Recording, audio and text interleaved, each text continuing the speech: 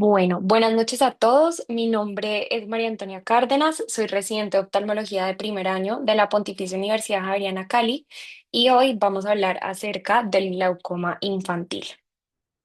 Entonces, para empezar, el glaucoma infantil comprende un grupo heterogéneo de enfermedades oculares caracterizadas por un aumento anormal de la presión intraocular que ocasiona un daño progresivo del nervio óptico y una pérdida visual permanente. Puede clasificarse en primario cuando existe una alteración aislada del desarrollo de las vías de drenaje del humor acuoso o secundario cuando se asocia con otras enfermedades oculares o sistémicas adquiridas o congénitas. Aunque su incidencia es baja, el glaucoma infantil representa una de las principales causas de ceguera prevenible en la infancia y sus consecuencias son más devastadoras que en la adultez, ya que además del daño campimétrico y la neuropatía óptica, los niños pueden desarrollar ambliopía, errores refractivos altos, opacidades corneales y estrabismo. Su pronóstico va a depender netamente del diagnóstico temprano, la instauración oportuna del tratamiento quirúrgico y el control de la presión intraocular junto con la prevención de la ambliopía. El diagnóstico puede llegar a ser complejo debido a la baja colaboración del niño, la necesidad de anestesia general para la evaluación oftalmológica y la presentación clínica solapada con otras entidades.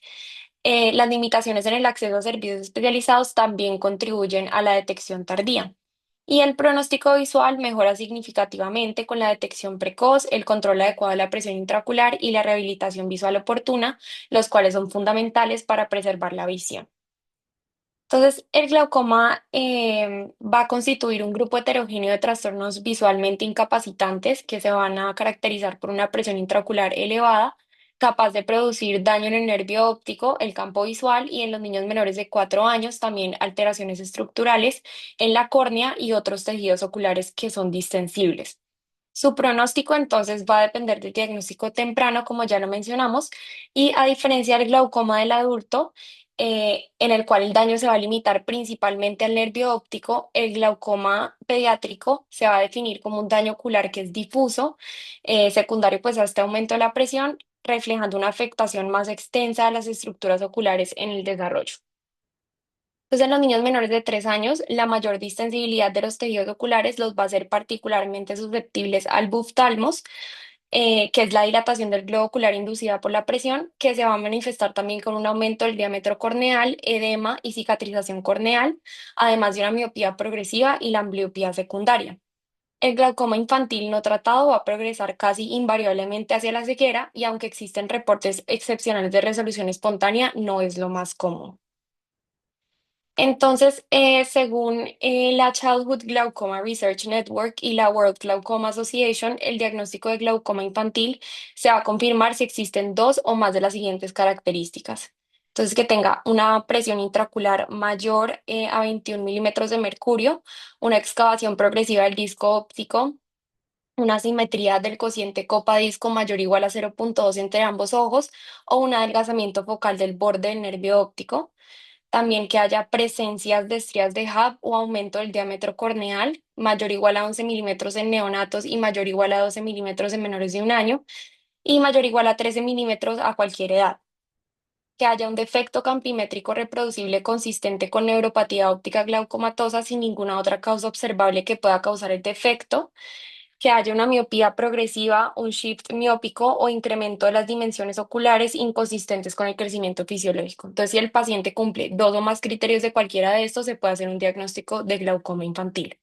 Por otro lado, el paciente pediátrico sospechoso de glaucoma es aquel que no presenta daño secundario de la presión intraocular y cumple con un criterio de las siguientes características: que tenga una presión intraocular mayor a 21 en dos ocasiones diferentes, que tenga apariencia del disco óptico sugestivo de glaucoma, que tenga un aumento del diámetro corneal o longitud axial con pío normal y que tenga campos visuales sugestivos de glaucoma. Entonces existen varios tipos de glaucoma infantil y la terminología se basa en el momento de inicio de la enfermedad y su causa potencial. Entonces, el término glaucoma congénito se refiere específicamente al glaucoma presente al nacer, mientras que el término glaucoma infantil incluye los casos que se desarrollan después del nacimiento durante los primeros 2 a 3 años de vida. El glaucoma que se desarrolla en la niñez tardía, o sea, por encima de los 4 años o en la adolescencia, se va a denominar glaucoma juvenil. Y si no existe una enfermedad ocular o sistémica coexistente que explique el glaucoma, se denomina glaucoma primario. En cambio, un glaucoma secundario se desarrolla a partir de la presencia de otra condición ocular o sistémica congénita. Cuando el glaucoma aparece en el niño como resultado de una anomalía ocular adquirida que no estaba presente desde el nacimiento, entonces se va a utilizar el término glaucoma adquirido. Entonces vamos a hablar un poquito de la epidemiología. El glaucoma va a constituir una de las principales causas de ceguera a nivel mundial. En adultos mayores de 40 años su prevalencia se estima entre el 0,5% y el 1%, mientras que la incidencia del glaucoma infantil primario es cercana al 0,01% y representa entre el 2 y el 15% de los pacientes en instituciones para ciegos. La incidencia del glaucoma varía ampliamente según la población y el subtipo de enfermedad. En países desarrollados, todas las formas de glaucoma infantil ocurren entre 1 por cada 17.000 y 43.000 nacidos vivos, y el glaucoma congénito primario es la forma más frecuente, con una incidencia estimada entre 1 por cada 10.000 y 68.000 nacidos vivos. En Colombia, un estudio descriptivo realizado en 1999 incluyó 34 niños con glaucoma primario y secundario, reportando que el 8% de los casos de ceguera pediátrica se atribuían al glaucoma congénito primario. Debido a su baja frecuencia en estudios poblacionales, la mayoría de los datos epidemiológicos provienen de centros de referencias terciarios. Entonces, el glaucoma compromete de manera profunda la calidad de vida relacionada con la visión, la cual abarca tanto las habilidades visuales para la lectura, escritura y desempeño escolar, como también el impacto emocional y social de la enfermedad. Entonces, diversos estudios han demostrado que los niños con glaucoma presentan una calidad de vida relacionada con la visión disminuida y que una mejor agudeza visual se asocia directamente con una mejor calidad de vida. El diagnóstico del glaucoma infantil va a ser muy complejo y suele retrasarse por factores socioeconómicos y pues hay como una limitada accesibilidad a centros especializados. También por las dificultades técnicas del examen oftalmológico necesario para identificar el glaucoma, donde hay una escasa cooperación del niño, necesidad de anestesia general y también lecturas falsamente elevadas de presión intraocular, por ejemplo, cuando el niño se estresa o llora. Un estudio reportó también que los cuidadores que reconocieron signos desde las primeras semanas de vida acudieron a atención especializada con un retraso promedio de 3 meses, lo que también dificulta el diagnóstico temprano.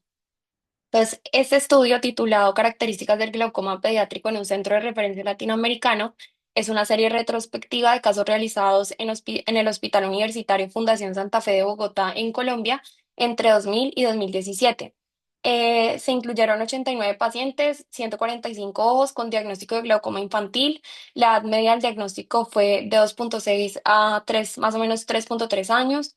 El sexo fue predominantemente masculino y la bilateralidad estuvo presente en el 63,7% de los casos. Esta fue la distribución por el tipo de glaucoma. Entonces, el glaucoma primario se atribuyó al 67,4% de los casos, donde el glaucoma congénito primario fue el 54,9% y el glaucoma juvenil de ángulo abierto fue el 12,5%. Y los glaucomas secundarios fueron responsables del 32,6%. Las causas más comunes de los glaucomas secundarios fueron el síndrome de Sturge-Weber, que fue el 6,2%, la uveitis el 5,5%, la aniridia el 4,1% y la facie y pseudofaquia el 4,1%. Entonces, ¿qué se vio en este estudio? El procedimiento inicial más frecuente fue la trabeculectomía con 35,8% de los casos. El control de la presión intraocular se dio en el 73% de los ojos con tratamiento médico y o quirúrgico, y el 27% presentaron glaucoma no controlado o con pérdida visual significativa. En cuanto a la agudeza visual, entonces el 29% de los ojos lograron una visión mayor o igual a 20/40 y el 21% quedaron con visión menor a 20/200 y fueron clasificados como ceguera legal. Entonces, las conclusiones fueron que el glaucoma congénito primario fue la causa más frecuente en este estudio colombiano. Los glaucomas secundarios representaron una proporción importante y mostraron peor pronóstico visual. La mayoría de los pacientes requirió múltiples intervenciones quirúrgicas, reflejando la complejidad del manejo en esta población. Y el estudio resalta la necesidad del diagnóstico precoz, tratamiento quirúrgico oportuno y seguimiento multidisciplinario para mejorar los resultados visuales. Entonces vamos a hablar de la clasificación. En 2013 se estableció el primer sistema internacional de clasificación y definición del glaucoma infantil, que permitió estandarizar criterios diagnósticos, mejorar la comparabilidad entre estudios y optimizar la atención clínica. Entonces, de acuerdo con este sistema, los glaucomas pediátricos se dividen en dos grandes grupos, que son los glaucomas primarios y los glaucomas secundarios. Entonces, los glaucomas primarios son aquellos en los que existe una anomalía aislada del ángulo de la cámara anterior sin otras malformaciones oculares ni sistémicas e incluyen el glaucoma congénito primario y el glaucoma juvenil de ángulo abierto. Ya los glaucomas secundarios se van a asociar con otras afecciones oculares o sistémicas y se van a subdividir según la naturaleza de la condición asociada. Entonces están en este grupo los asociados a anomalías oculares, los asociados a enfermedades sistémicas no adquiridas, los asociados a condiciones adquiridas y los que son posterior a cirugía de catarata congénita, y esta pues digamos que se consideró como una categoría independiente posteriormente. Ya vamos a hablar de cada uno. Entonces, para hablar de glaucoma también es muy importante que hablemos de genética, ya que algunos glaucomas pediátricos son hereditarios y se asocian con variantes genéticas patogénicas conocidas. Entonces, el estudio genético y el asesoramiento familiar deben considerarse tanto en padres de pacientes con glaucoma infantil como en adultos cuyo glaucoma haya iniciado durante la infancia o la adultez temprana. La mayoría de los casos van a ser esporádicos, aunque algunos van a presentar antecedentes familiares, principalmente con herencia autosómica recesiva y penetrancia variable. La enfermedad es bilateral en el 65-80% de los casos y va a ocurrir con mayor frecuencia en varones con una relación de 3 a 2, y aproximadamente el 10 a 40% van a presentar antecedentes familiares. Entonces, en el glaucoma congénito primario, aunque la mayoría de los casos son esporádicos, hasta un 40% muestran herencia autosómica recesiva con penetrancia incompleta. Se observan tasas más altas de herencia familiar en regiones con consanguinidad elevada, como el Medio Oriente y Europa Central. Y hay unos ciertos genes pues, que se han identificado como implicados en la fisiopatología de la enfermedad. El primero es el gen CYP1B1. Esta es la causa genética más frecuente, está presente en hasta el 85% de los casos familiares, y este gen lo que va a hacer es que va a codificar una citocromo P450 oxigenasa que va a convertir el retinol en ácido retinoico, y esto va a ser esencial para el desarrollo del segmento anterior y la regulación de la secreción del humor acuoso. Entonces, las mutaciones van a alterar la morfogénesis del ángulo camerular y van a generar una resistencia al drenaje. Otro gen es el LTBP2.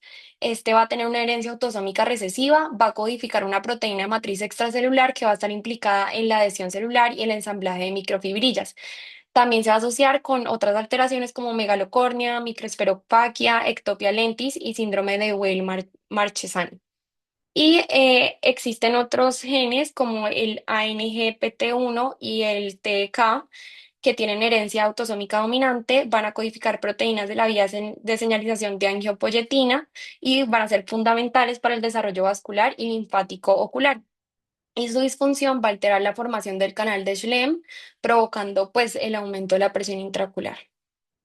En el glaucoma juvenil de ángulo abierto, este se va a heredar principalmente con un patrón autosómico dominante asociado con penetrancia variable. Se va a desarrollar típicamente entre los 40 perdón, entre los 4 y 40 años de edad, sin anomalías estructurales del ángulo o de la córnea. Y el gen principal es el MIO-C, que va a codificar la miocilina, que es una proteína presente en la malla trabecular y el cuerpo ciliar. Su acumulación anómala va a producir una disfunción trabecular y disminución del drenaje del humor acuoso. Aproximadamente el 20% de las familias con glaucoma juvenil van a presentar mutaciones patogénicas en este gen, y su identificación va a permitir el tamizaje genético familiar para la detección temprana y el manejo preventivo del glaucoma. Existen otros glaucomas, como los glaucomas con disgenesia del segmento anterior, que van a comprender entidades como el síndrome de Axenfeld-Rieger, la aniridia y la anomalía de Peters. Esto van a requerir pruebas genéticas dirigidas para detectar las variantes patogénicas en los genes, digamos que más se ven involucrados en estas enfermedades, que son el FOXY1, el PITX2, el PAD6 y el MX1B. Todos estos van a ser esenciales para el desarrollo ocular y sistémicos. Entonces, una vez se identifique la mutación, siempre se debe realizar el tamizaje familiar completo, incluyendo los miembros asintomáticos, para definir también portadores y el riesgo reproductivo. Ya en los glaucomas pediátricos secundarios hereditarios, estos también van a tener, pues algunos tienen base genética, especialmente los asociados a síndromes del tejido conectivo o neurocutáneo, como en los síndromes de Sturge-Weber, la neurofibromatosis tipo 1, el síndrome de Marfan y la homocistinuria. Estos casos pueden seguir un patrón autosómico dominante y van a requerir seguimiento oftalmológico prolongado. Entonces aquí vemos una tabla con los genes mendelianos más importantes asociados con los glaucomas pediátricos más frecuentes y con los síndromes de glaucoma relacionados para que la tengan en cuenta.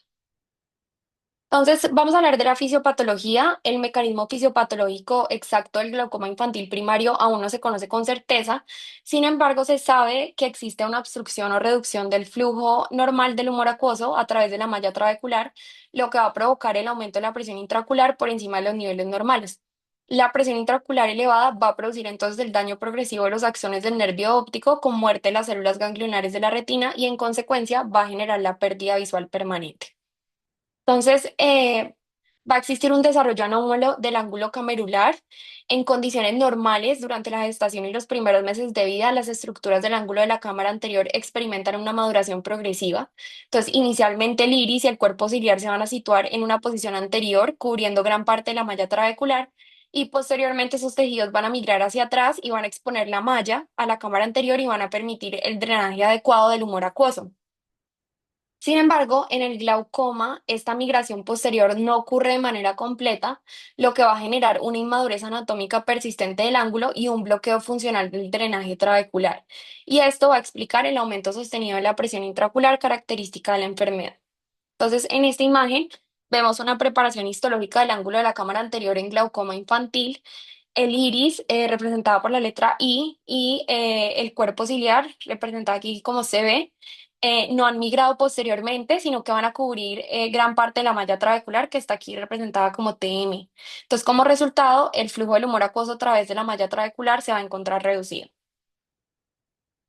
Entonces, más o menos en el glaucoma secundario adquirido, lo que va a pasar es que va a existir una alteración estructural o funcional de la malla trabecular, pero esta va a ser de origen adquirido. Entonces, estos daños pueden deberse a inflamaciones crónicas como itis, traumatismos oculares, usos prolongados de corticosteroides o complicaciones quirúrgicas. Es decir, el niño no nace con esto, sino que la adquiere. Entonces, el resultado final va a ser la resistencia aumentada al drenaje del humor acuoso y una elevación sostenida de la presión intraocular que lleva a la neuropatía óptica glaucomatosa. Entonces, vamos a empezar hablando de los glaucomas primarios.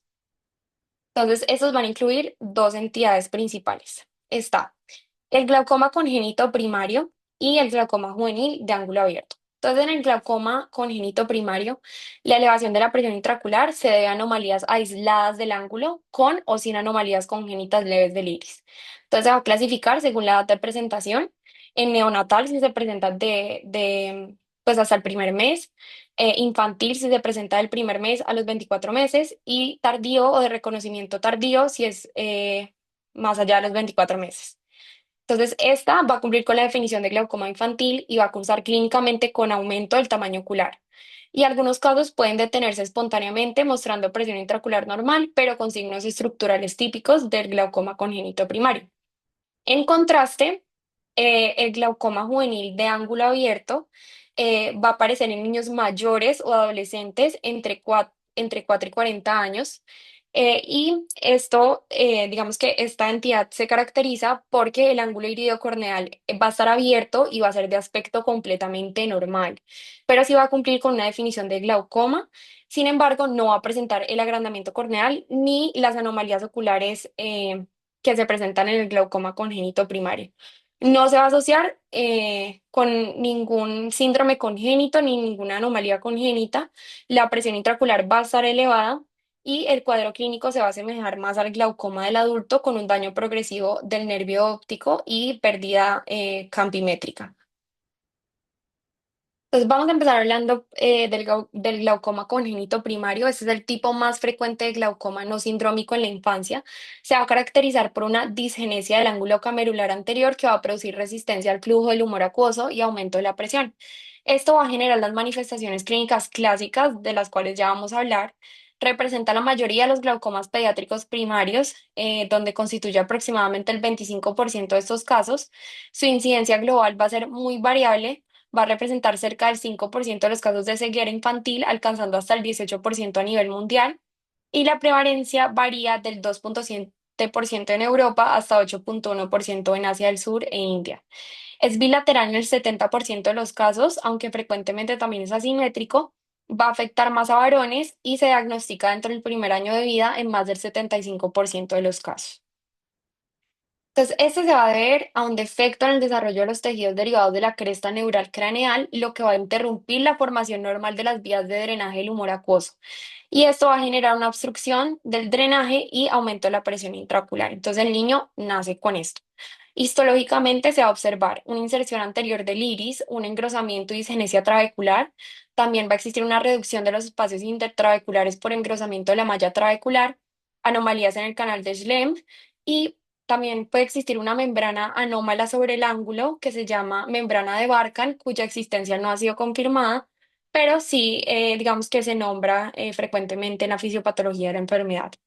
Las mutaciones más comunes van a incluir el CYP1B1, esta va a ser la causa más frecuente, y también los otros dos genes que ya habíamos mencionado. Entonces, en esta imagen vemos un ángulo de la cámara anterior en glaucoma congénito primario. Entonces, en la imagen A, vemos una vista gonioscópica del ángulo de la cámara anterior, donde se muestra un ángulo profundo, sin receso angular, debido a la compresión de la malla trabecular y a una inserción anterior de la raíz del iris. Entonces, la raíz del iris aparece como una línea festoneada con disminución de la densidad de las fibras iridianas, como podemos ver acá. Y en la imagen B, la goniofotografía del ángulo va a mostrar una apariencia similar, también con estos bordes festoneados. Entonces, en las manifestaciones clínicas, en lactantes y neonatos, el glaucoma congénito primario se va a manifestar típicamente con la triada clásica de epífora, fotofobia y blefaroespasmo. Entonces, es importante tener en cuenta que los signos y síntomas clínicos van a diferir notablemente de los observados en el glaucoma del adulto. Y una de las razones principales es la naturaleza flexible del ojo del lactante. Entonces, durante los primeros 3 años de vida, las fibras colágenas del globo ocular van a ser más blandas y elásticas que en etapas posteriores, lo que va a hacer que la presión elevada provoque una distensión de los tejidos oculares y va a generar los hallazgos clínicos característicos de la enfermedad. Entonces, el primer signo clínico y a menudo el más llamativo va a ser el agrandamiento de la córnea. El diámetro corneal horizontal normal en un recién nacido es de aproximadamente 10 milímetros y tiene un rango de 9 a 11. Un diámetro mayor a 12 se considera normal y suele ser, aunque no siempre, ya un diagnóstico de glaucoma. No obstante, el agrandamiento no se limita a la córnea. El segmento anterior, incluso todo el globo ocular, también van a aumentar de tamaño y a esta condición se le va a conocer como buftalmos. Algunos padres van a interpretar este signo erróneamente como que su hijo tiene ojos grandes y bonitos. Entonces, la córnea, además de agrandarse, puede perder su transparencia y volverse opaca.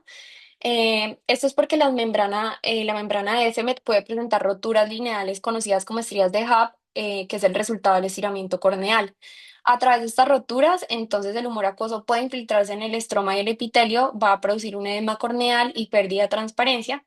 Y el endotelio corneal también puede descompensarse debido a la presión elevada y va a contribuir aún más al edema. Si no se trata a tiempo, entonces la opacidad corneal puede volverse permanente. Las estrías, aunque persisten tras el tratamiento, sí, pues digamos que tienen poco impacto visual. Entonces aquí vemos los efectos del aumento de la presión en los ojos de los niños. Entonces vemos el alargamiento corneal y el buftalmos, las estrías de Hub y también el edema y la opacificación corneal. Entonces, también vamos a ver que van a existir unos cambios refractivos y estructurales asociados. La miopía es un hallazgo típico que va a ser secundaria al alargamiento axial del ojo. En lactante suele ser marcada, contrastando con la hipermetropía fisiológica que generalmente vemos en ellos. Eh, y estos ojos grandes y miopes van a tener un mayor riesgo de un desprendimiento de retina. En cuanto al astigmatismo, va a ser un resultado de la irregularidad corneal en córneas grandes y en casos avanzados podemos ver distensión ocular que genera debilidad sonular y puede llevar a una subluxación o luxación del cristalino y este desplazamiento anterior puede generar un bloqueo pupilar y un glaucoma agudo que requiere pues un manejo urgente médico o quirúrgico según sea el caso. Entonces, la neuropatía óptica glaucomatosa va a ser la consecuencia más grave. El daño axonal es irreversible y va a ser causado por compresión e isquemia en la cabeza del nervio óptico. El hallazgo clásico, entonces, va a ser un aumento de la excavación papilar o de la relación copa-disco, que digamos que en niños es normal menor a 0,3. Y a diferencia del adulto, en el niño la excavación puede revertirse tras controlar la presión intraocular gracias a la elasticidad escleral y del nervio óptico en desarrollo. Entonces, aquí en la imagen, por ejemplo, podemos ver una imagen preoperatoria donde vemos un nervio óptico con una excavación aumentada y aquí en la imagen B podemos ver cómo hay una reducción en esa excavación del nervio después de que la presión intraocular se reduce por medio del manejo quirúrgico. Entonces, en las consecuencias funcionales, en la población pediátrica, la ambliopía va a constituir la principal causa de disminución visual asociada al glaucoma y va a ser resultado de la opacidad corneal, los errores refractivos altos, el estrabismo o la deprivación visual prolongada. Eh, el diagnóstico diferencial es algo muy importante en el glaucoma porque debe considerarse en todo lactante con epífora persistente, fotofobia y blefaroespasmo. Y es muy común que se confunda con otras patologías como la obstrucción del conducto nasolagrimal. Esta es la causa más frecuente de error diagnóstico y otras causas de signos glaucomatosos como condiciones asociadas con alargamiento u opacidades corneales y anomalías no glaucomatosas del nervio óptico. Este retraso diagnóstico puede causar el daño irreversible del nervio óptico, por lo que se requiere referencia inmediata al oftalmólogo pediátrico ante la triada clásica.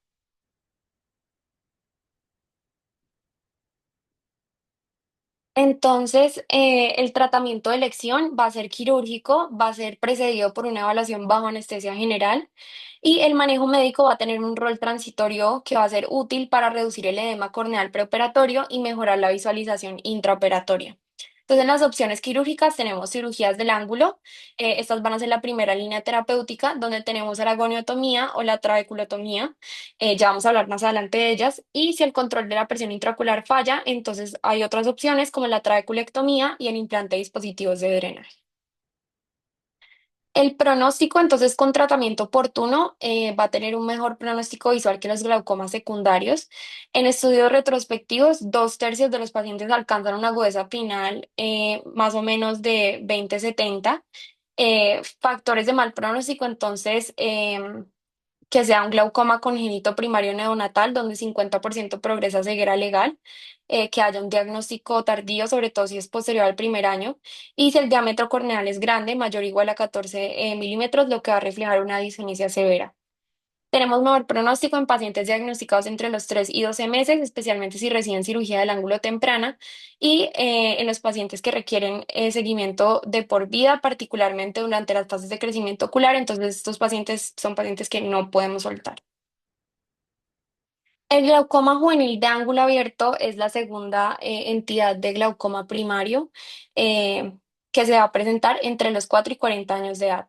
Se va a caracterizar por una presión intraocular que va a ser marcadamente elevada, frecuentemente superior a 40 a 50 milímetros de mercurio. No va a tener anomalías oculares congénitas ni sistémicas asociadas y va a tener ángulos camerulares que van a tener una apariencia normal. Se va a caracterizar por una triada, que es una PIO mayor a 21, una neuropatía óptica glaucomatosa y defectos del campo visual asociados. Va a representar aproximadamente el 0,2% de todos los casos de glaucoma, aunque su prevalencia va a aumentar con la edad, siendo responsable del 3 a 4% de los glaucomas de ángulo abierto del adulto. Y a diferencia del glaucoma congénito primario, en este no se produce un agrandamiento corneal ni estrías de HAP, aunque sí puede asociar miopía progresiva. Entonces, la mayoría de los casos van a seguir un patrón de herencia autosómico dominante, lo que va a permitir tamizaje familiar precoz y diagnóstico temprano en portadores. El gen más estrechamente asociado, como ya lo habíamos mencionado, es el MIO-C, que codifica una proteína de respuesta glucocorticoide expresada en la malla trabecular. Entonces, estas mutaciones van a generar la disfunción trabecular y el aumento de la resistencia al flujo del humor acuoso. Entonces, en las características clínicas, entonces se va a diagnosticar después de los 4 años, aunque puede aparecer hasta la tercera década de la vida. Generalmente el diagnóstico se va a realizar en exámenes de rutina o en pacientes con enfermedades oculares o antecedentes familiares de glaucoma. La mayoría de los pacientes van a ser asintomáticos, los signos visibles son mínimos, ya que el globo ocular pierde su elasticidad y el curso clínico es crónico y progresivo, con daño glaucomatoso del nervio óptico y pérdida gradual del campo visual, y va a afectar primero la visión periférica, lo que hace que el niño no note cambios hasta etapas tardías. En este caso, el tratamiento inicial es médico, utilizando hipotensores oculares tópicos, aunque la respuesta suele ser parcial o transitoria, requiriendo intervención quirúrgica en la mayoría de los casos.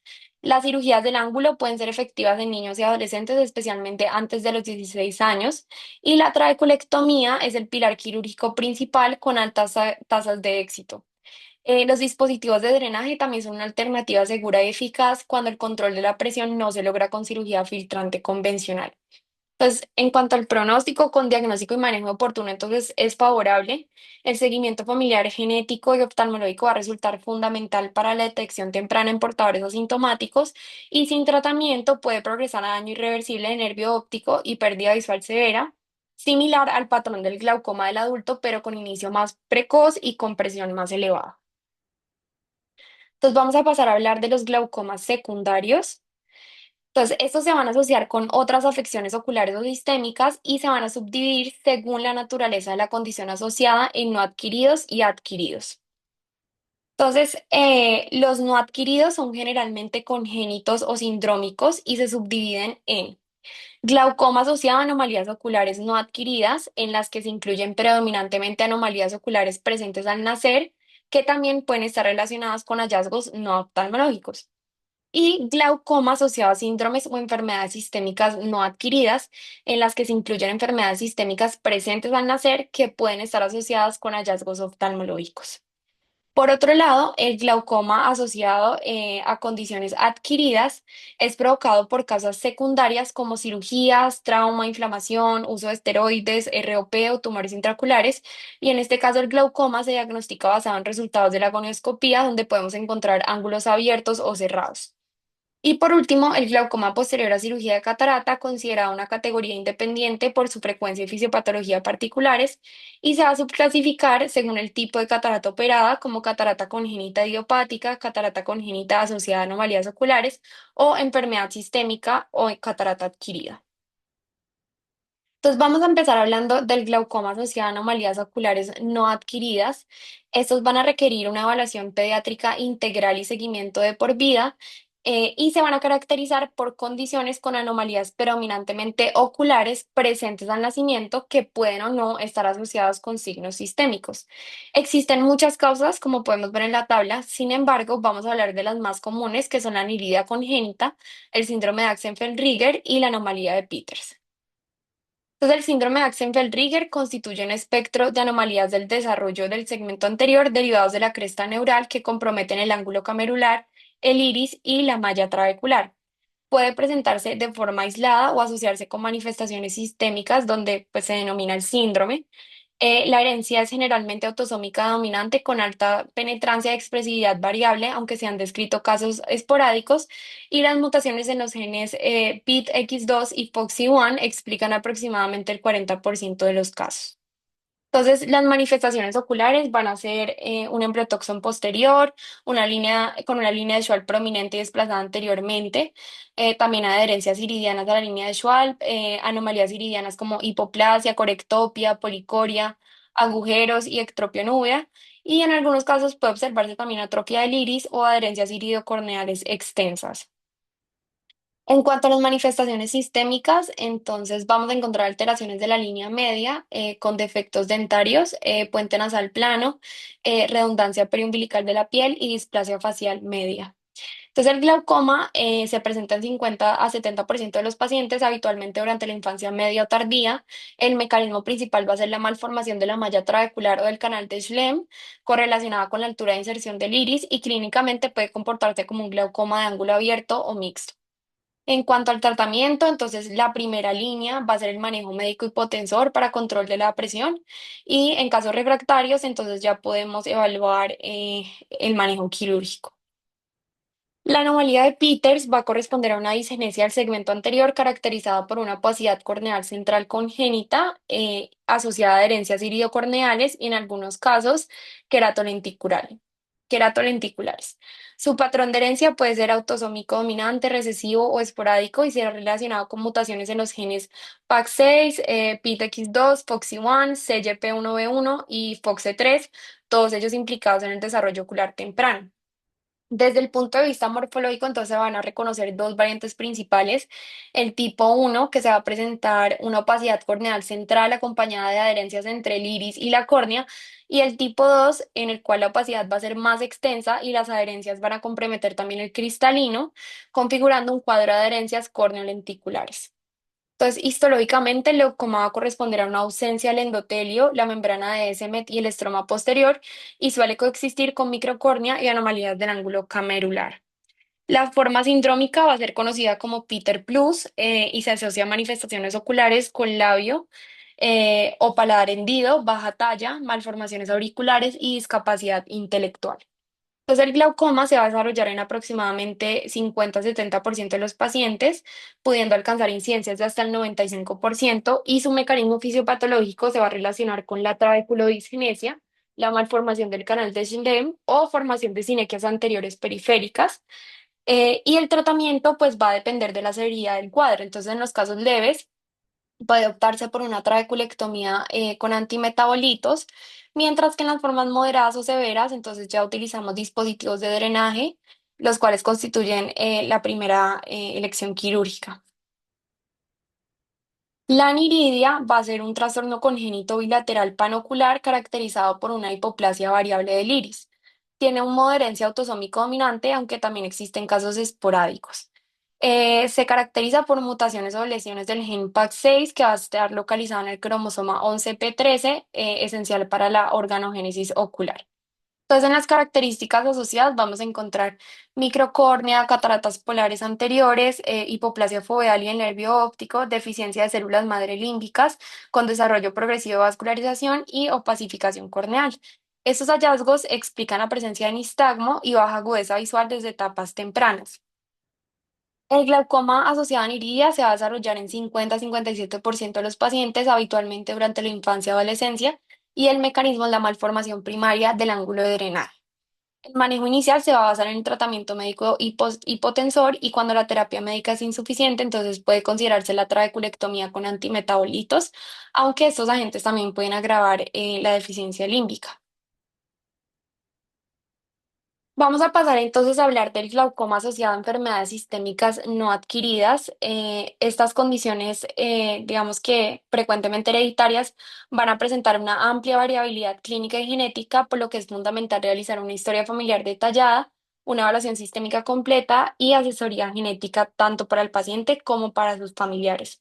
Entonces, este se va a caracterizar por condiciones predominantemente de enfermedades sistémicas presentes al nacimiento.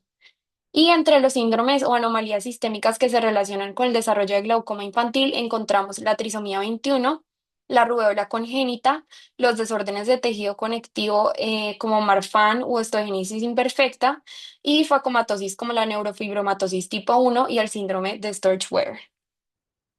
Vamos a hablar de los dos más comunes. El síndrome de Sturge-Weber es una facomatosis congénita esporádica que va a formar parte del grupo de los trastornos neurocutáneos.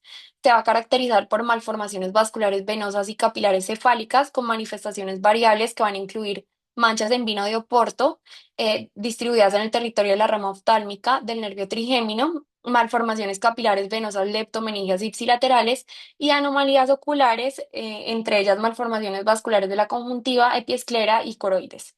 El glaucoma constituye la complicación ocular más frecuente, presente en 30-70% de los pacientes, y su curso clínico es bimodal.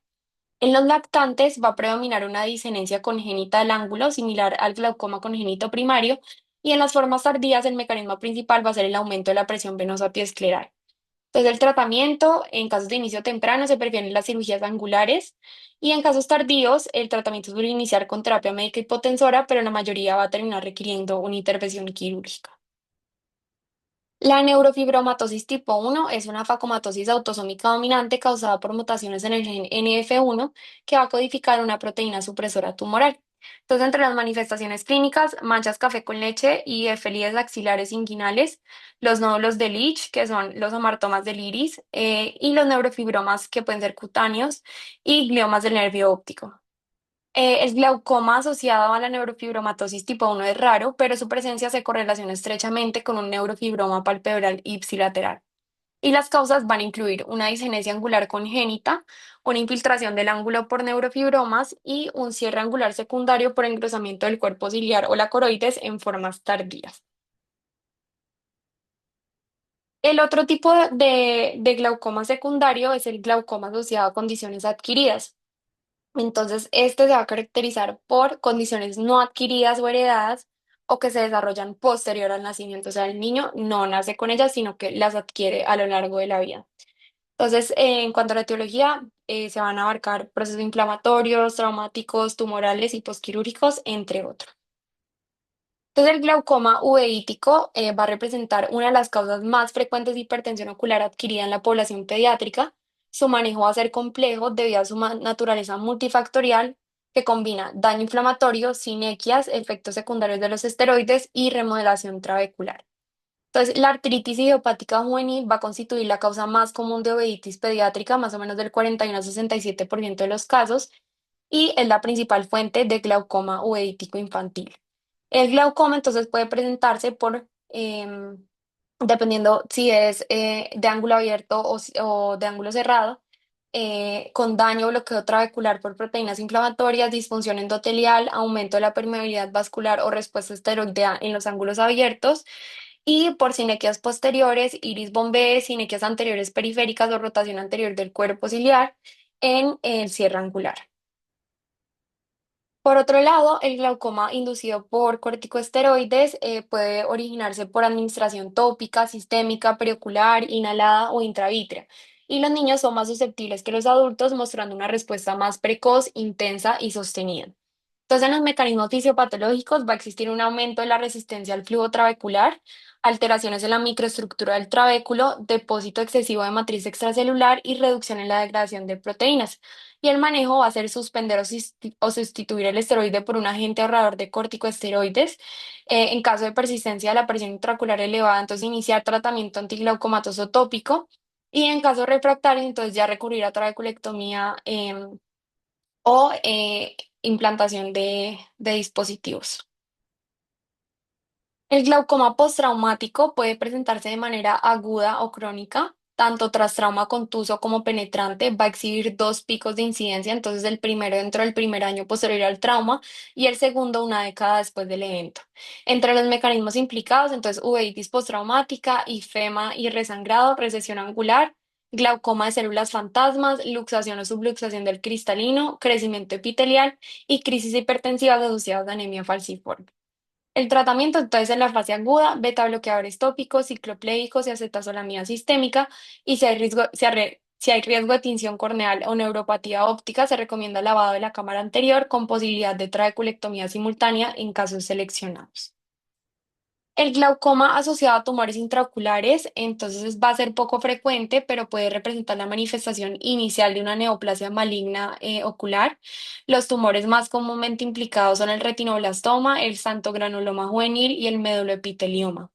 Entonces, entre las características clínicas puede cursar como un glaucoma agudo y sintomático o crónico y asintomático en tumores de evolución lenta. Hasta el 17% de los ojos con retinoblastoma presentan una presión intraocular elevada, especialmente en estadios avanzados. Y los mecanismos de hipertensión ocular van a ser una neovascularización del iris, un cierre angular por desplazamiento del diafragma iridolenticular y siembra tumoral en la malla trabecular. También existe el glaucoma asociado a ROP. Este va a ser multifactorial, siendo el cierre angular por tracción cicatricial el mecanismo más frecuente. También puede originarse tras cirugía vitreoretiniana, glaucoma neovascular o desarrollo incompleto del ángulo camerular. Finalmente, el glaucoma posterior a cirugía de catarata va a representar una de las complicaciones más importantes de la cirugía pediátrica de catarata y su incidencia varían entre el 2 al 59%. Los principales factores de riesgo van a incluir una edad temprana al momento de la cirugía, especialmente antes de los 9 meses de vida, lo cual va a incrementar el riesgo hasta 7 veces. También pacientes con microcórnea y persistencia de la vasculatura fetal, ausencia de lentes intraoculares o complicaciones inflamatorias postoperatorias y diámetro corneal reducido. La etiopatogenia no se comprende completamente, pero se han propuesto varios mecanismos donde se encuentra la disgenesia congénita del sistema de drenaje preexistente, la obstrucción trabecular postinflamatoria o mecánica con reducción del diámetro del canal de Schlemm y estrechamiento angular, y las alteraciones anatómicas postoperatorias como sinequias o desplazamiento anterior del iris. Entonces, el glaucoma suele presentarse de forma insidiosa y crónica, pudiendo manifestarse hasta años después de la cirugía inicial. Por tanto, todo niño sometido a cirugía de catarata congénita debe permanecer en seguimiento periódico de por vida. Y los signos y síntomas varían según la edad y la magnitud de la hipertensión ocular, pudiendo incluir aumento progresivo del diámetro corneal, edema corneal intermitente, excavación del nervio óptico y en casos avanzados, disminución visual irreversible. Entonces, aquí trae un algoritmo. Digamos que el proceso parte de la evaluación clínica del niño con sospecha de glaucoma. Entonces se van a analizar los criterios diagnósticos tanto en pacientes con como sin seguimiento longitudinal. Entonces, en los pacientes sin seguimiento longitudinal vamos a tener unos signos que se evalúan y en aquellos con sin seguimiento longitudinal también vamos a tener otros. Entonces, si solamente cumple un criterio, especialmente pues presión intraocular elevada reproducible, el paciente se va a clasificar como sospechoso de glaucoma. Si el paciente cumple dos o más criterios de estos, entonces se va a confirmar la presencia de glaucoma y vamos a hacer la clasificación etiológica. Entonces, primero se pregunta si el glaucoma fue diagnosticado después de una cirugía de catarata sin antecedentes previos de glaucoma. Entonces, sí, sí, se clasifica como glaucoma secundario a cirugía de catarata, especificando siempre el tipo de catarata y el tipo de ángulo. Si no hubo cirugía de catarata, entonces se analiza si hay anomalías o síndromes congénitos o sistémicos. Si hay compromiso sistémico, entonces vamos a clasificarlo como un glaucoma asociado a enfermedad o síndrome no adquirido. Y si solo hay anomalías oculares, entonces un glaucoma asociado a anomalías oculares no adquiridas. Si no hay alteraciones congénitas o sistémicas, entonces se busca una historia de trauma o itis, uso de esteroides, tumores o ROP. Si está presente, entonces se va a clasificar como glaucoma asociado a condiciones adquiridas, especificando el tipo de ángulo. Y si no hay causas secundarias evidentes, entonces se evalúa la presencia de oftalmos. Si está presente, entonces clasificamos como glaucoma congénito primario. Y si no hay oftalmos, entonces un glaucoma juvenil de ángulo abierto.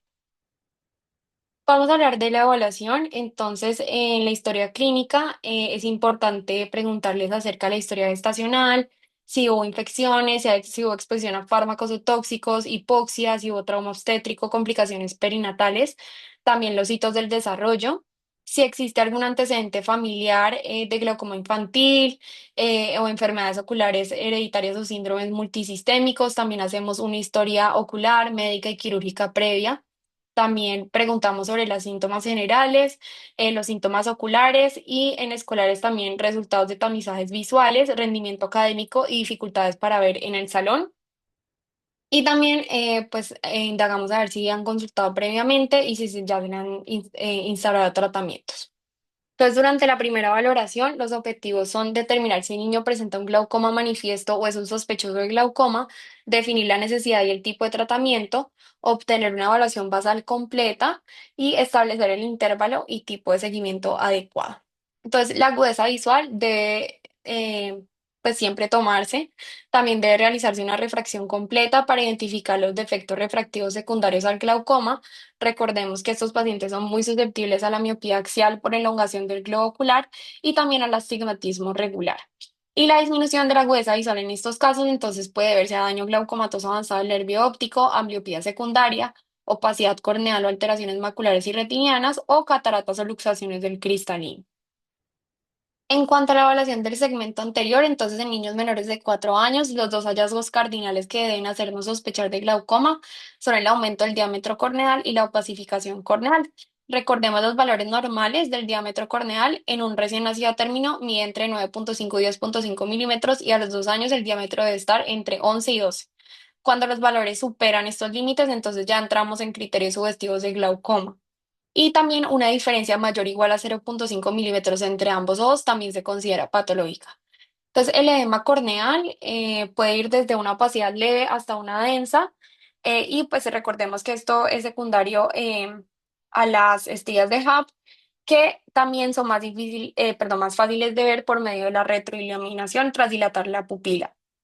Y finalmente, también se debe evaluar la presencia de aniridia, sinequias iridocorneales o corectopia, ya que estos signos van a orientar hacia disgenesis del segmento anterior, que pueden ser partes de un glaucoma secundario.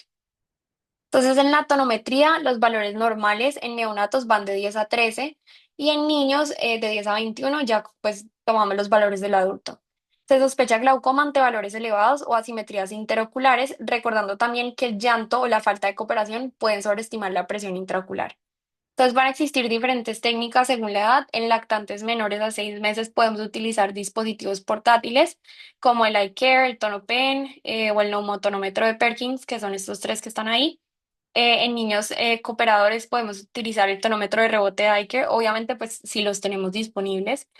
Eh, Sin embargo, pues digamos que la mayoría de niños van a requerir la evaluación bajo anestesia general, va a ser necesaria en lactantes mayores de 6 meses o preescolares.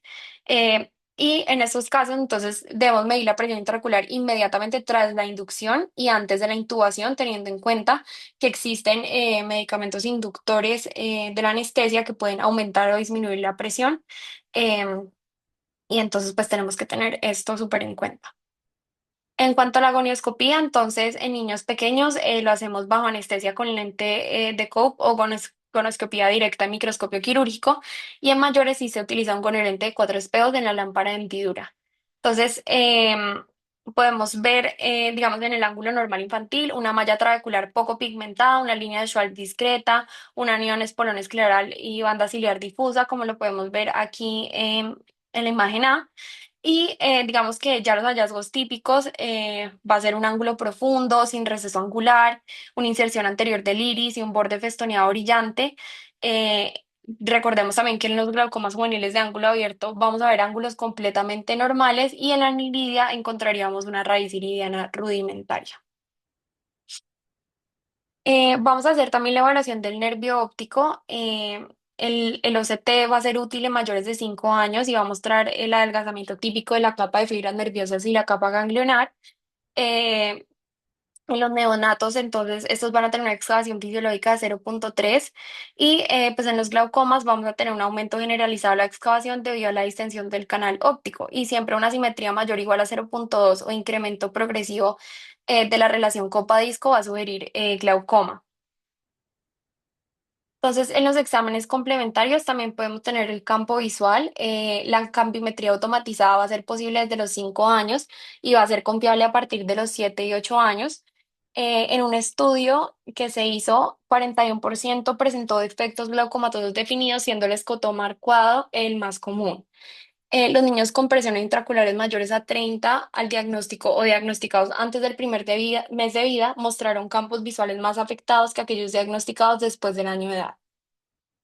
También tenemos el ultrasonido ocular, entonces tenemos la ecografía AB que permite documentar el crecimiento ocular y valorar el fondo de ojo en casos de medios opacos.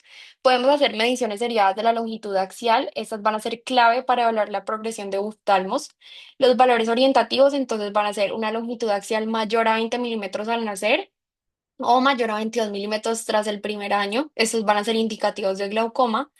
Y también un incremento progresivo o una simetría interocular van a indicar un mal control tensional. Vamos a pasar al tratamiento. Entonces, el tratamiento hipotensor, ya sea médico o quirúrgico, está indicado en todos los niños con diagnóstico confirmado. Los objetivos del tratamiento van a ser reducir la presión, preservar la función visual y evitar el daño estructural irreversible. En lactantes con glaucoma congénito primario y glaucoma secundarios, es el tratamiento de elección. eh, pues el manejo quirúrgico, ya que los medicamentos tienen eficacia limitada a largo plazo, y el manejo médico se va a reservar para pacientes con alto riesgo quirúrgico ocular o sistémico. En niños mayores o adolescentes con glaucoma juvenil de ángulo abierto, el tratamiento médico inicial puede ser suficiente y en casos avanzados o con mala adherencia ya se va a indicar la cirugía.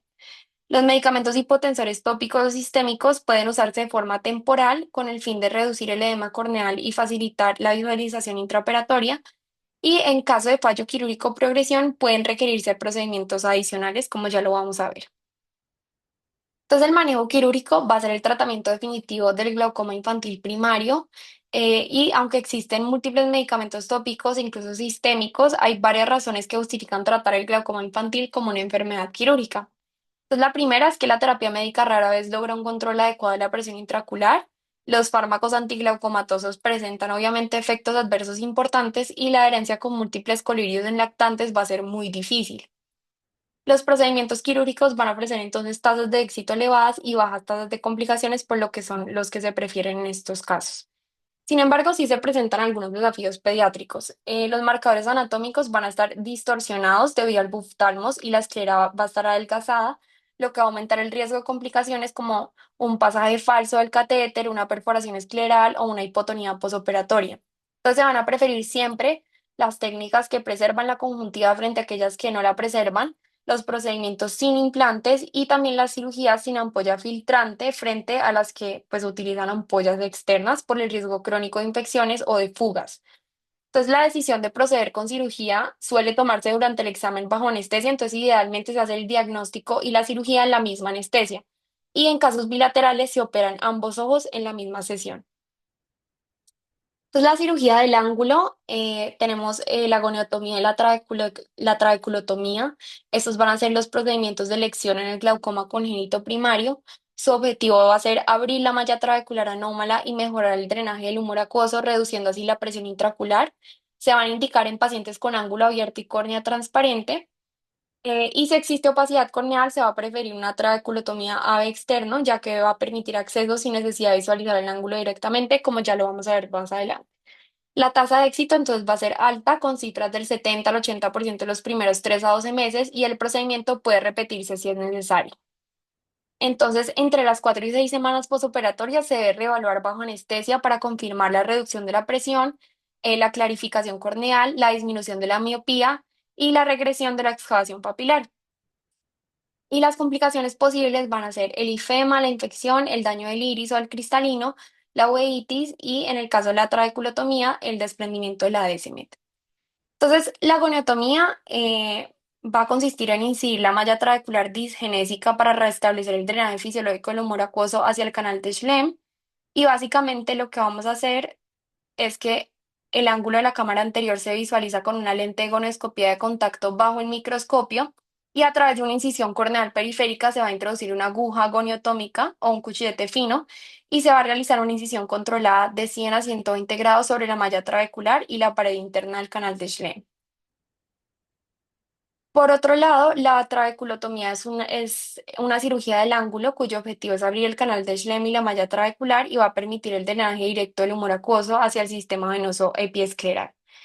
Entonces, aquí tenemos la trabeculotomía AV externo, que básicamente lo que va a hacer es que se va a crear un colgajo escleral de espesor parcial y se va a levantar el ápex del colgajo en la parte anterior. Entonces se van a realizar cortes más profundos para exponer el canal de Schlemm y después se van a realizar como estos cortes posteriores que estamos viendo ahí, verticales, hasta que se logren entrar al canal de Schlemm.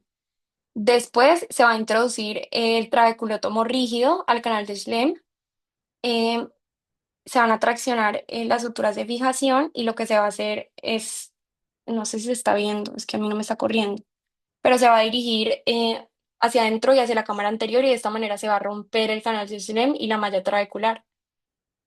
Por otro lado, la trabeculotomía de abordaje interno, que es el GAT, entonces va a ser también asistida por gonioscopio, se van a crear las paracentesis, se va a crear una incisión principal y con esta sutura de propileno 6 ceros se va a insertar ahí en la cámara anterior, aquí, y se va a realizar una canalización del canal de Schlemm. Entonces, con la ayuda de los microforceps se van a empujar la sutura dentro del canal de Schlemm y acá se va a revisar con el lente de espejos que la sutura está en 360 grados y lo que se va a hacer es que se va a sacar un extremo de la sutura hacia la cámara anterior, como vemos ahí, y se va a alar el otro extremo y cuando se ala la sutura, ahí vemos cómo se hace toda la ruptura del canal de Schlemm y de la malla trabecular. Entonces, cuando falla la cirugía de ángulo, tenemos también la trabeculectomía con los antimetabolitos y la cirugía combinada. Entonces, esta es una cirugía filtrante que va a crear una comunicación directa entre la cámara anterior y el espacio subconjuntival, permitiendo la salida controlada del humor acuoso para reducir la prío. Entonces, esta tiene una menor tasa de éxito en menores de 2 años y ojos afáquicos, y en niños la tasa de éxito es más o menos del 50%. Esto se debe a que hay una respuesta cicatricial más agresiva que ocluye el colgado escleral, también una esclera más delgada por el buftalmos, hay un mayor riesgo de infecciones por frotamiento ocular y también pues si hay cirugías previas, entonces se dificulta la técnica. Entonces, para reducir la cicatrización se emplean antimetabolitos intraoperatorios como mitomicina C o 5-fluoracilo, aunque estos van a aumentar el riesgo de infecciones graves de la ampolla que pueden llevar a endoftalmitis. Y una alternativa es también la trabeculectomía combinada, que es una sola cirugía y digamos que se va a lograr mayor éxito que la trabeculectomía sola, aunque con mayor riesgo de complicaciones. Y esta va a ser especialmente útil en casos avanzados o refractarios al tratamiento médico. Los dispositivos de drenaje entonces van a canalizar el humor acuoso desde la cámara anterior hacia un reservorio subconjuntival y van a controlar la presión mediante una resistencia mecánica o valvular. Tienen mayor éxito que la trabeculectomía y menor tasa de infecciones y pues como vemos ahí presentan una gran cantidad de complicaciones por lo que deben digamos dejarse como últimas instancias. Y la ciclodestrucción son procedimientos que destruyen parcial o totalmente el epitelio secretor del cuerpo ciliar, reduciendo la producción del humor acuoso y por tanto la presión intraocular. Los vamos a guardar para los casos refractarios o tratamientos médicos y quirúrgicos y siempre los vamos a realizar bajo anestesia general en estos pacientes. Existen las modalidades transesclerales, endoscópicas o por criogelación y también pues presentan una gran cantidad de riesgos. El manejo médico entonces va a tener un papel preoperatorio y posoperatorio, entonces antes de la cirugía va a ayudar a reducir el edema corneal y mejorar la visualización y después de la cirugía se va a usar para mantener la presión. Entonces los vamos a tener como uso primario en el glaucoma juvenil de ángulo abierto, en el glaucoma uveítico, en el glaucoma postcatarata y en los glaucomas secundarios seleccionados. Entonces la primera línea de tratamiento van a ser los beta bloqueadores, los inhibidores de la anhidrasa carbónica y los análogos de las prostaglandinas. Entonces los beta bloqueadores van a ser muy eficaces, pero siempre van a tener riesgos sistémicos como el broncoespasmo, la bradicardia y la hipotensión. Entonces los debemos evitar en niños con asma y cardiopatías. Em, en los inhibidores de la anhidrasa carbónica son seguros y bien tolerados. Los orales como la acetazolamida van a ser los más potentes, pero pueden causar efectos adversos serios como la anorexia, la pérdida de peso, las parestesias, la acidosis o la anemia plástica, por lo que se van a reservar para casos muy graves. Los agonistas alfa 2 como la brimonidina, están contraindicadas en menores de 2 años y pues el libro decía que tener precaución en menores de 6 años o menores de 20 kilos por el riesgo de presión del sistema nervioso central, apnea o hipotensión, pero pues ya sabemos, como nos lo ha dicho el doctor Córdoba, que están totalmente contraindicados en los niños.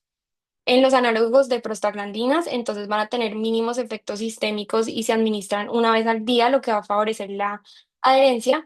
Y pues recordemos que nunca los podemos utilizar en cuadros inflamatorios como la uveitis porque pueden exacerbar la sintomatología. Entonces, el seguimiento, todo niño con glaucoma confirmado debe ser vigilado estrechamente tras cirugía o al inicio del tratamiento médico. Si no cooperan, entonces se debe hacer examen bajo anestesia general.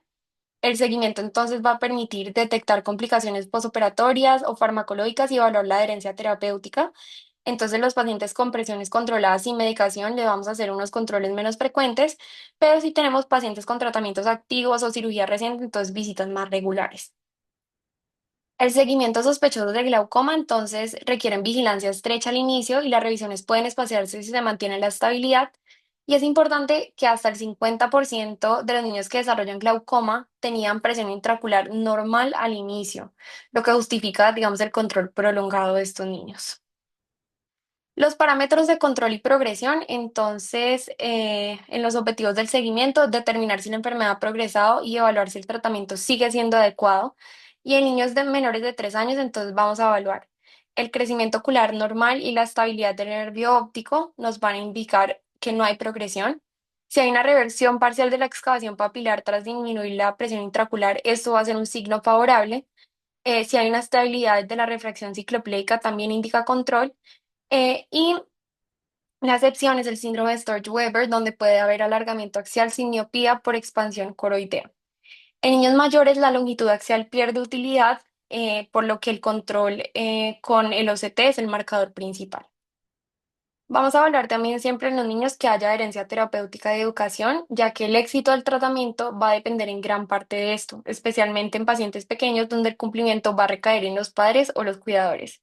Entonces, recomendaciones prácticas, siempre entregar las instrucciones escritas y claras, revisar la técnica de administración en cada consulta. En niños mayores, reforzar el conocimiento del esquema terapéutico. Em, Siempre la incapacidad para describir correctamente el tratamiento suele reflejar mala adherencia y debe alertarnos. Y podemos también observar directamente cómo el paciente o el cuidador aplica las gotas. El pronóstico, entonces vamos a tener mejor pronóstico en los niños diagnosticados entre los 3 y 12 meses de edad, sin síntomas evidentes al nacimiento. em, y estos pacientes suelen alcanzar agudezas visuales iguales o superiores a 20/70 a los 5 años de seguimiento, aunque con frecuencia requieren múltiples intervenciones quirúrgicas y presentan riesgo de deterioro visual progresivo a largo plazo. Peor pronóstico, entonces, los pacientes con síntomas desde el nacimiento o aquellos diagnosticados después de los 12 meses, y hasta el 50% van a desarrollar ceguera legal, especialmente si el diámetro corneal inicial supera los 14 milímetros. Los glaucomas secundarios son los de peor pronóstico, incluso con tratamiento óptimo, hasta el 50% puede perder la percepción luminosa, por lo que la rehabilitación visual temprana va a ser esencial para mantener la estimulación sensorial y la adaptación funcional. Todos los factores que van a afectar la evolución final van a incluir el daño irreversible del nervio óptico por hipertensión ocular crónica, las cicatrices y opacidades corneales, especialmente por estrías de HAP o el edema persistente, la miopía axial secundaria al alargamiento del globo ocular inducido por la presión intraocular elevada, el astigmatismo irregular producto de la distensión asimétrica del segmento anterior o de cicatrices corneales, y la ambliopía anisometrópica o estrábica agravada por la anisometropía, la catarata o las alteraciones corneales. Entonces vamos a pasar al club de revistas. El artículo que escogí es titulado Enfoque de aprendizaje profundo para detectar glaucoma infantil basado en fotografías perioculares. Fue publicado el 22 de junio de 2023 en Scientific Reports, que es una revista Q1 del grupo Nature con un Chimago Rank de 18,29 y un H-Index de 1442, lo que refleja su alta visibilidad e impacto internacional. Scientific Reports es una revista multidisciplinaria de acceso abierto enfocada en investigaciones con sólida metodología y potencial de aplicación clínica o tecnológica. Entonces, el autor principal es el doctor Kitaguchi, del Departamento de Oftalmología de la Universidad de Osaka, en Japón. Es un investigador asociado al Grupo de Inteligencia Artificial aplicada en oftalmología pediátrica y glaucoma. Tiene más de 40 publicaciones indexadas en PubMed y en Scopus. Y es revisor de revistas de alto impacto y es líder en proyectos que integran visión computacional y medicina translacional para mejorar la detección temprana del glaucoma. Entonces, el artículo nos plantea una introducción. El glaucoma infantil representa entre 4 y 18% de las causas de ceguera en niños. Van a existir dos mecanismos patogénicos principales, que son el glaucoma congénito primario, donde hay una malformación del trabéculo, y el glaucoma secundario, donde hay una reducción del flujo del humor acuoso por otras enfermedades oculares o sistémicas. Entonces, el aumento de la presión va a producir el daño al nervio, la cicatrización corneal y las deformidades estéticas como el buftalmos. Y la detección temprana va a ser esencial para prevenir secuelas visuales irreversibles. El diagnóstico entonces se va a basar en tonometría, oftalmoscopía y gonioscopía. A menudo requiere anestesia general y digamos que los signos inespecíficos pueden retrasar el diagnóstico. Entonces, el contexto tecnológico es que el aprendizaje profundo ha demostrado alta precisión en estrabismo, leucocoria y retinopatía del prematuro con desempeño similar al de los especialistas, y hasta el momento no existían sistemas específicos para el cribado del glaucoma infantil. Entonces, la propuesta del estudio fue desarrollar un modelo de deep learning capaz de identificar cambios perioculares asociados al glaucoma infantil, donde se utilizaron fotografías perioculares y rasgos faciales distintivos para el tamizaje automatizado. y el objetivo fue mejorar el acceso y acelerar la detección temprana. Entonces, el estudio fue un estudio transversal diagnóstico retrospectivo basado en los registros médicos y los archivos de imágenes del Hospital Universitario de Osaka. La investigación se realizó conforme a los principios establecidos en la Declaración de Helsinki y fue aprobada por el Comité de Ética. Y para los niños cuyas fotografías incluyeron las figuras del estudio, entonces se obtuvo consentimiento informado de los padres y de tutores legales. Entonces, se analizaron más de 65.000 fotografías perioculares de 8.125 pacientes del Hospital Universitario de Osaka tomadas entre 2000 y 2021. Las imágenes fueron revisadas por oftalmólogos y se seleccionaron aquellas con rasgos típicos de glaucoma infantil, como opacidad o agrandamiento corneal y del globo ocular. Para el grupo control, entonces se usaron fotografías de niños sin glaucoma entre 0 y 10 años en posición primaria de la mirada. Como muchos pacientes con glaucoma presentaban estrabismo, se incluyeron también casos de endotropia y exotropia en los controles, ajustando además edad y sexo entre ambos grupos. Se excluyeron las imágenes con enfermedades palpebrales o corneales, deformidades faciales o fotografías con gafas, rostros inclinados o posquirúrgicas, y todas las imágenes fueron capturadas a 1 metro de distancia con una cámara Nikon. Entonces, el estudio usó un método de validación cruzada en 5 pliegues para asegurar que las imágenes de un mismo paciente no se mezclaran entre los grupos de entrenamiento y prueba. Se tomó el 80% de las imágenes para entrenar el modelo y el 20% para validarlo, manteniendo la misma proporción de casos con endotropia, ortotropia y exotropia. El modelo se creó con PyTorch, que es un programa de inteligencia artificial, y el entrenamiento se hizo en un computador de alto rendimiento con procesador Intel Xeon. El desempeño se midió con parámetros diagnósticos comunes como la exactitud, la sensibilidad, la especificidad, el valor F y el área bajo la curva de ROC, y luego se comparó la capacidad diagnóstica del modelo con la de los oftalmólogos pediátricos y dos especialistas en glaucoma. Entonces se usó una red neuronal convolucional profunda llamada red BGGA2. Las fotos se ajustaron a un tamaño uniforme de 250 por 250 píxeles y se rellenaron con fondo negro para mantener el formato del cuadrado. Y se entrenó al modelo durante 200 ciclos usando un tamaño de lote de 16 imágenes por vez y se detuvo automáticamente cuando el rendimiento dejaba de mejorar. Entonces los análisis se hicieron con Python. Se comparan los grupos con T de Welch para la edad y chi cuadrado para sexo y posición ocular. Se consideró significativo un valor de P menor a 0,05. Se usó un umbral de clasificación de 0,5 y se ensamblaron los resultados de las 5 pruebas cruzadas. Y para visualizar cómo el modelo tomaba decisiones se utilizó el GradCam, que muestra qué zonas de la imagen influyeron más en la predicción. Entonces se seleccionaron 35 imágenes de glaucoma y 35 del control. Las evaluaron dos oftalmólogos pediátricos y dos especialistas en glaucoma, sin saber a qué grupo pertenecía cada imagen. Y el modelo de inteligencia artificial también pues tomó su decisión por votación entre 5 redes entrenadas. Entonces, en total, el estudio identificó 72 casos de glaucoma infantil. De ellos incluyeron 35 pacientes con 231 fotografías, 11 con glaucoma congénito primario y 24 con glaucoma secundario. Entre las causas de glaucoma secundario se encontraron disgenesia del segmento anterior, retinopatía del prematuro, síndrome de Sturge-Weber y, en menor número, persistencia del vitro primario hiperplásico, síndrome de Stickler, neurofibromatosis, tanto granuloma juvenil y síndrome de Rubinstein-Table.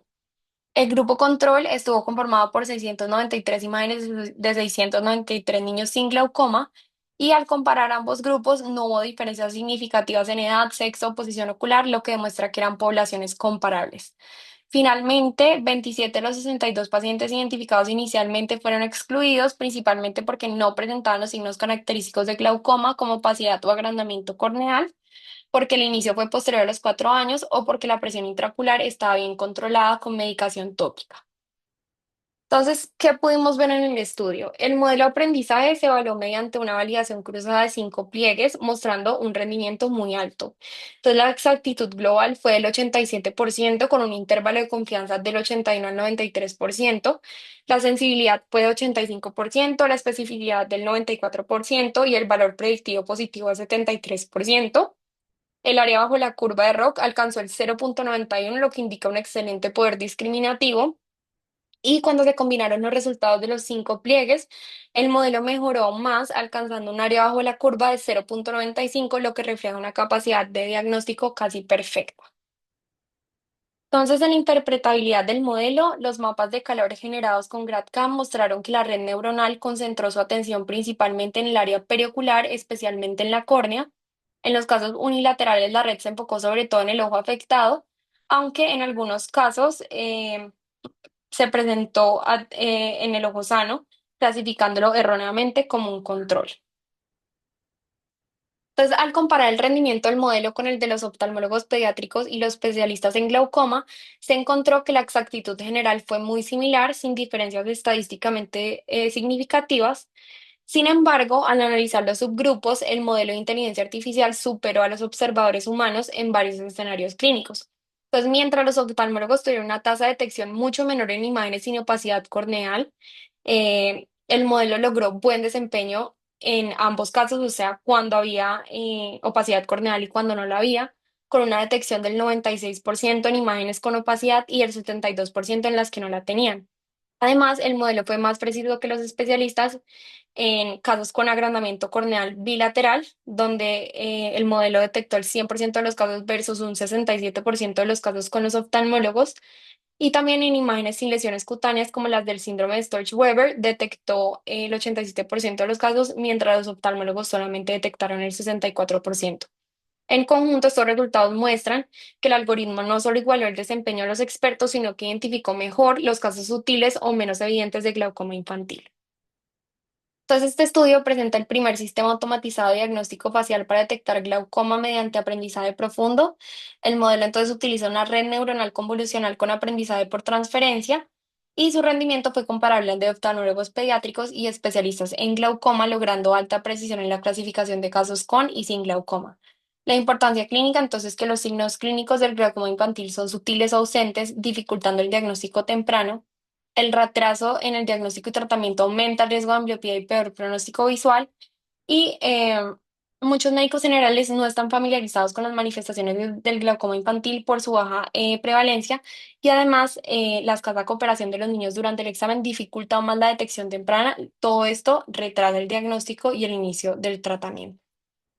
Entonces, en los aportes del modelo va a permitir un diagnóstico no invasivo y sin contacto con precisión similar a la de los especialistas, y esta herramienta podría ayudar a los médicos generales a detectar casos sospechosos y decidir una remisión temprana al oftalmólogo pediátrico o al especialista en glaucoma. Entonces, el rendimiento diagnóstico, según los hallazgos clínicos, fue que la opacidad corneal fue el hallazgo más fácil de reconocer, tanto para los médicos como para la inteligencia artificial. En cambio, cuando la córnea era transparente, la detección humana disminuyó drásticamente al 34%, mientras que el modelo mantuvo un buen desempeño del 72%. Los médicos identificaban con facilidad los signos evidentes, pero no siempre percibían los cambios periculares más sutiles, por lo que la inteligencia artificial compensó esta limitación y se enfocó en detalles del área periocular, eh, pues que digamos que no se identificaban tan fácilmente por los oftalmólogos. Entonces, la distribución de los tipos de glaucoma fue similar a la de los estudios epidemiológicos previos. El glaucoma congénito primario fue el más común, después la disgenesia del segmento anterior, el RUP y el síndrome de Sturge-Weber. Entonces, en las ventajas, la arquitectura del estudio combina una estructura simple y eficiente con alta precisión y velocidad de predicción, y gracias a esta eficiencia el modelo es viable para su uso clínico en tiempo real, lo que lo hace potencialmente útil como herramienta de apoyo diagnóstico en la consulta. Las limitaciones, entonces, el modelo no es robusto frente a otras enfermedades corneales pediátricas. No se utiliza una base de datos externa para validar el rendimiento, por lo que su generalización debe confirmarse en futuros estudios. El estudio solo incluyó pacientes japoneses, lo que limita su aplicabilidad a otras poblaciones y etnias, y además los especialistas en glaucoma no participarán como evaluadores independientes, ya que colaboraron en la recolección de imágenes.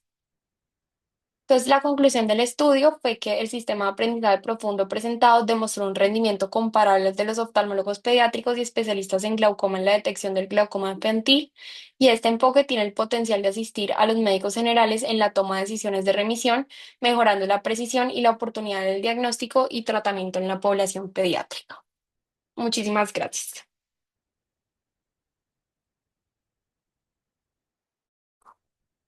Muchísimas gracias, María.